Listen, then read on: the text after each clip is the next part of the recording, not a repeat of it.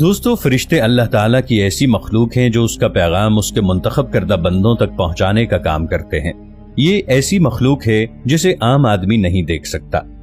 یوں تو اللہ تعالیٰ نے بے شمار فرشتوں کو پیدا کیا ہے، مگر حضرت جبرائیل علیہ السلام اور حضرت میکائیل علیہ السلام فرشتوں میں اعلیٰ درجے پر ہیں۔ مگر دوستو، ہم اپنی آج کی ویڈیو میں حضرت اسرافیل علیہ السلام کے بارے میں بات کریں گے کہ یہ کون ہیں، ان کے ذمہ کام کیا ہے، آپ کی پیدائش کے پیچھے کون سا راز چھپا ہوا ہے، اللہ تعالیٰ نے حضرت اسرافیل علیہ السلام کے آنسوؤں کو گرنے سے کیوں روکا ہوا ہے، اگر غلطی سے ان کا آنسو زمین پر گر گیا تو کیا ہوگا۔ دوستو، یہ ویڈیو بہت ہی معلوماتی ہے، اس لیے ویڈیو کو آخر تک ضرور دیکھیے گا۔ اسرافیل علیہ السلام وہ فرشتے ہیں جو دنیا کے ختم ہونے اور قیامت شروع ہوتے وقت سور پھونکیں گے۔ روایات کے مطابق یہ اللہ کے ایک مقرب فرشتے ہیں جو سور پھونکیں گے، اور ان کے اہم فرائض خدا کا پیغام دوسرے فرشتوں تک پہنچانا، اور جو دو فرشتے انسان کے روزانہ کے اعمال کے موکل ہیں ان سے نامہ اعمال دریافت کرنا ہے۔ ان کے دوسرے امور جیسے اصحاب کہف جو کہ کئی سال سے سوئے ہوئے تھے انہیں بیدار کرنا، جنگ بدر میں حضرت محمد مصطفیٰ صلی اللہ تعالی علیہ وآلہ وسلم کی مدد کرنا، اور معراج تک حضرت محمد مصطفیٰ صلی اللہ علیہ وسلم کی ہمراہی۔ اللہ تعالیٰ کے مقرب فرشتوں میں سے ایک فرشتے حضرت اسرافیل علیہ السلام ہیں۔ آپ قیامت کے دن اللہ تعالیٰ کے حکم سے سور پھونکیں گے تو تمام زندہ لوگ ہلاک ہو جائیں گے۔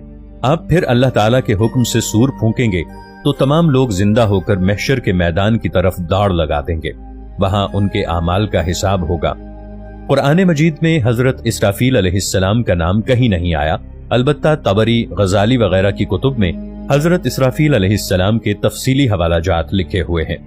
4 مقرب فرشتوں میں حضرت اسرافیل علیہ السلام کو سب سے پہلے تخلیق کیا گیا تھا۔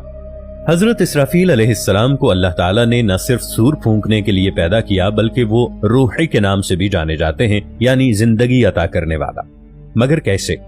جب پوری دنیا سردی کی لپیٹ میں ہوتی ہے، جب درختوں سے پتے جھڑ جاتے ہیں، جانور اپنے بلوں کے اندر گھس کر اس دھند اور ٹھنڈ والے موسم کا گزر جانے کا انتظار کرتے ہیں، تو اس وقت حضرت اسرافیل علیہ السلام کو ایک اور ذمہ داری دی جاتی ہے۔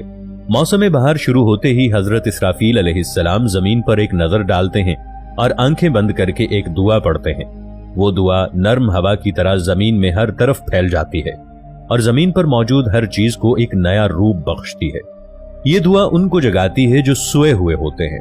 یہ دعا پھولوں کو باہر نکالتی ہے، درختوں کو ایک بار پھر ہرا بھرا کرتی ہے، پرندے چہچہانے لگتے ہیں اور دنیا میں ہر طرف ایک نئی تازگی کا آغاز ہوتا ہے۔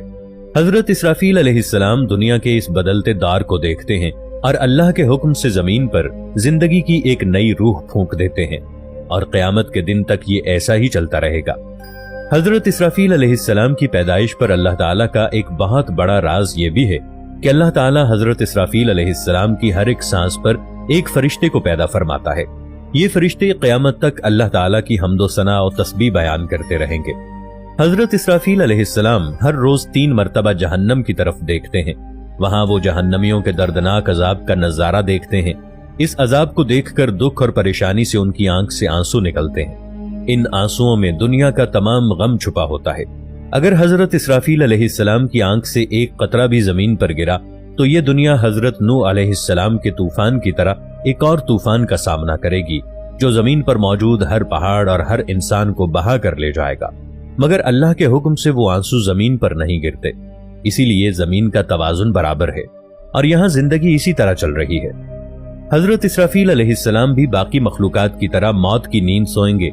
انسانوں کی تخلیق کے بعد اللہ تعالیٰ نے سور کو پیدا فرمایا اور اسے حضرت اسرافیل علیہ السلام کو سونپ دیا۔ تو اب حضرت اسرافیل علیہ السلام نے اس سور کو اپنے منہ میں پکڑا اور اپنی نظر اللہ تعالیٰ کے عرش کی طرف کر لی۔ ایک حدیث پاک میں حضرت محمد صلی اللہ علیہ وآلہ وسلم کا ارشاد ہے، اس سور کے آگے یہ زمین اور آسمان انتہائی چھوٹے ہیں، یعنی یہ تمام زمین و آسمان اس سور میں سما سکتے ہیں۔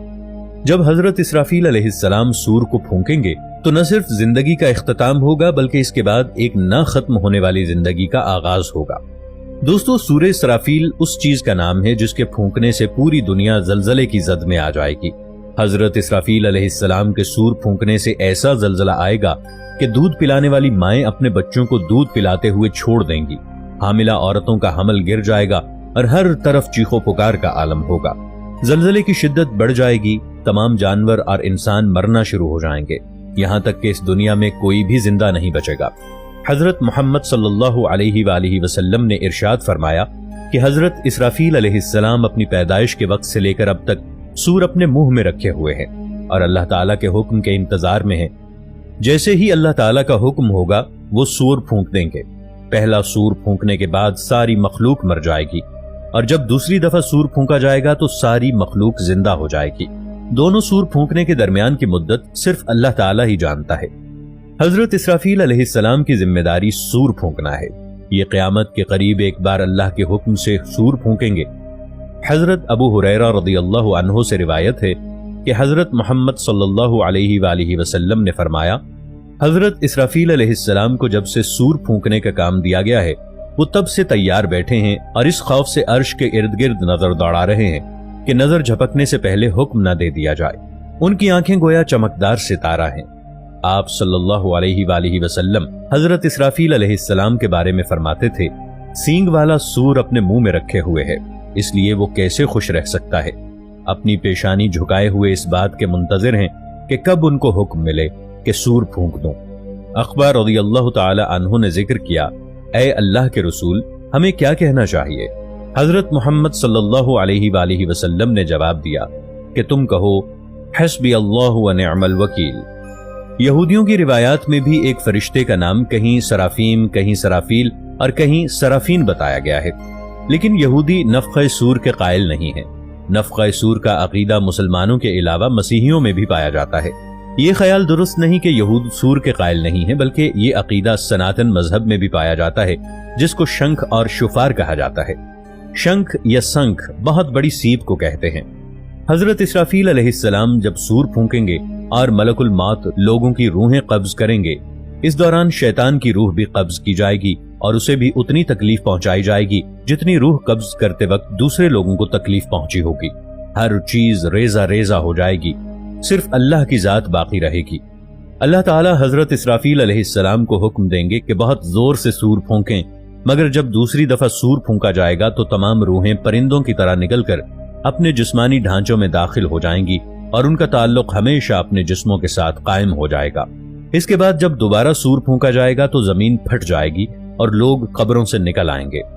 جب اللہ تعالی حضرت اسرافیل علیہ السلام کو سور پھونکنے کا حکم دیں گے تو اس کی تعمیل کریں گے، تب سب لوگ اور زمین و آسمان پر بسنے والی تمام مخلوقات ایک دم گھبرا اٹھیں گی۔ بہت دیر تک ایسا گھبراہٹ کا عالم رہے گا۔ قیامت کے دن سب لوگ اپنے رب کی طرف چل دیں گے۔ اس دن کافر کہیں گے کہ آج کا دن بہت بھاری ہے۔ حضور اکرم صلی اللہ علیہ وآلہ وسلم نے ایک مرتبہ شہادت اور درمیان والی انگلی کو ملا کر ارشاد فرمایا کہ جس طرح یہ دونوں انگلیاں ایک دوسرے سے ملی ہوئی ہیں، بس سمجھیں کہ میں بھی قیامت کے ساتھ اسی طرح بھیجا گیا ہوں۔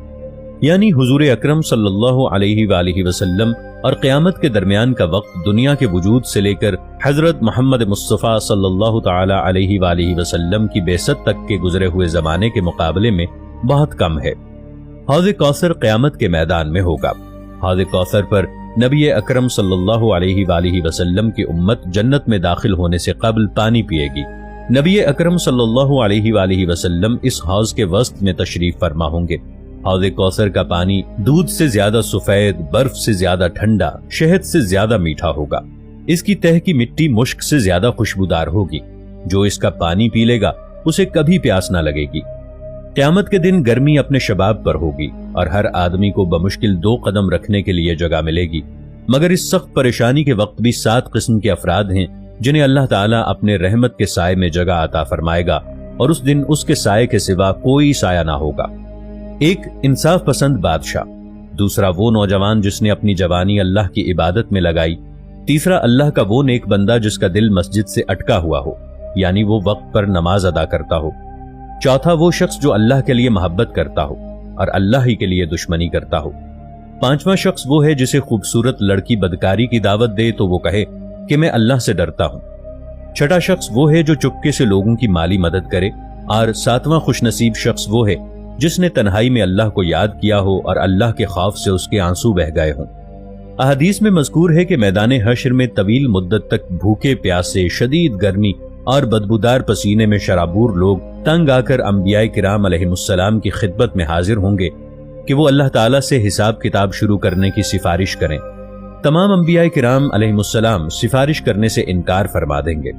آخر میں لوگ سید الانبیاء افضل البشر حضرت محمد مصطفیٰ صلی اللہ تعالی علیہ وآلہ وسلم کے پاس حاضر ہوں گے۔ چنانچہ آپ صلی اللہ علیہ وآلہ وسلم حساب کتاب شروع کرنے کی اللہ تعالیٰ سے سفارش فرمائیں گے۔ اسی کو شفاعت کبریٰ کہا جاتا ہے۔ اس کے بعد اللہ تعالیٰ کی عدالت قائم ہوگی۔ انسان کے ہاتھ، پاؤں اور دیگر اعضاء خود انسان کے اعمال کو بیان کریں گے، جیسا کہ اللہ تعالیٰ نے متعدد مرتبہ قرآن پاک میں ذکر فرمایا ہے۔ اللہ تعالیٰ ہم سب کو بغیر حساب کتاب کے جنت الفردوس میں بلند مقام عطا فرمائے، آمین۔